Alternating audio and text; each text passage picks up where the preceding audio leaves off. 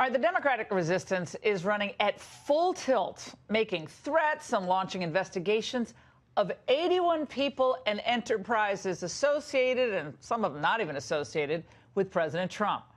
Now, naturally, the House Judiciary Committee Chairman, Democrat Jerry Nadler, is out bloviating for the president's impeachment. Do you think the president obstructed justice? Yes, I do. It's very clear that the president obstructed justice. It's very clear.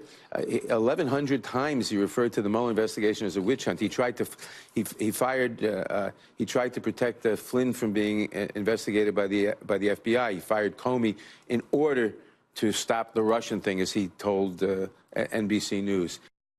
Okay, hold on a second. So now, giving one's opinion qualifies as obstruction of justice. Now, I don't know what federal criminal law Nadler studied, but my legal background says that is just ludicrous. Now, contrary to what Nadler and company claim, none of this is about exercising their constitutional right to oversight of the executive branch. I want you to understand that. It's not about what they say it's about. So, document requests? Who needs documents? Come on, why hear testimony? They've already made up their minds. Mueller, by the way, has spent 2 years investigating Russia's possible collusion in the 2016 election, and it looks like he's come up with nothing. He's issued indictments, called witnesses before the grand jury. He's interviewed more than 40 people. He's reviewed over 1 million documents, and he's even referred separate matters to the Southern District of New York. And remember the Democrats' glowing words about Mueller when he was appointed? This is an absolutely brilliant choice. There is no more respected figure in American law enforcement than Bob Mueller. I think the best thing that happened, Chris, was to have something like Mueller to come in. He's a pro. He's going to follow the facts where they lead. Okay, how odd then? Then why does Nadler not trust him and his prosecutors, who've already, by the way, I just found this out, spent $25 million of the taxpayer money on this investigation? Why did they trust him then to get to the bottom of things? He was the greatest thing since sliced bread. Even Ty Cobb says so now. Now, the way I see Nadler, well, I mean, come on. The way I see it, Nadler's going to almost entirely retill the ground that Mueller has already passed over. But why is Nadler doing this? Getting back to our theme of unmasking.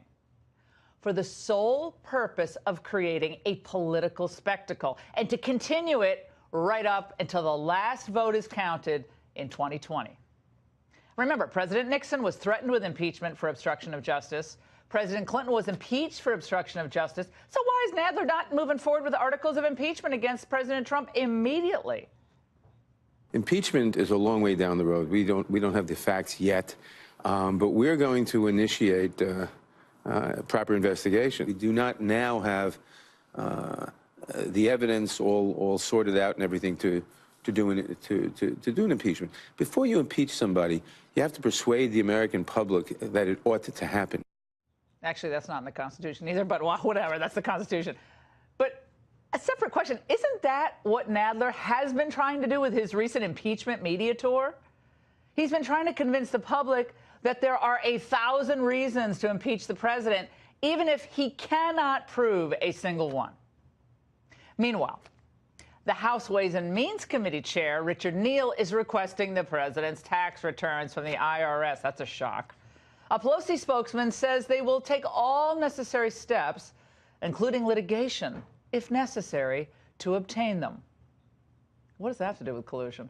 Well, anyway, all of this sends a thrill up the leg of the media resistance, of course. Yesterday, the New York Times editorial page tantalized its readers by predicting a long and painful ordeal for the president and those close to him. Quote, political investigations tend to be marathons rather than sprints. With his investigation, Mr. Nadler is looking to build a case for impeachment. So compelling, it will have enough bipartisan support to survive the Republican-controlled Senate. Barring that, his investigation will serve to keep the heat on Mr. Trump and perhaps keep the Democratic base at least somewhat placated as the next election approaches. Aha! Well, at least they admit that this is an entirely politically motivated attack meant to soften up the president for 2020 and dangle some red meat on a hook for their base. Now, note the wishful thinking. I love that line in the editorial. Thinking of bipartisan support for impeachment. Well, could you count that out completely? Well, at a time when Republicans should be bolstering the president's agenda, on key issues especially, I see on one at least they're undermining him. And leadership can't seem to hold it together. I was hoping the president would not take the national emergency route. Once he decided to do that, I said I would support it, but I was hoping he wouldn't take that particular path. Well, that's a really bold statement. I was supporting it, but I'm hoping he wouldn't take it, meaning he's not going to insist that his members put the real pressure, as he could do, on his members to actually push it. You know, look, with all due respect, it is partly Mitch McConnell's fault that the president had to declare a national emergency at all. He and Paul Ryan promised the president when he signed that ridiculous omnibus spending bill last year that they would get him the funding he needed for the wall before last year ended, no matter what happened in the election. Well, what happened? Well, we predicted on this show. They didn't do it. McConnell has done a masterful job of getting judges through the Senate, phenomenal on the court, Supreme Court stuff, all of that. And he can't control how Collins, Murkowski, people like Rand Paul vote, but he basically signaled to them that their vote against the president on this issue of the national emergency was okay. My friends, Congress specifically delegated to the president the authority to declare national emergencies. They did it long ago in sections 201 and 301 of the National Emergencies Act. If you're a law geek, it's 50 U.S.C. 1601. He cited this in his official declaration. The president did, as is required.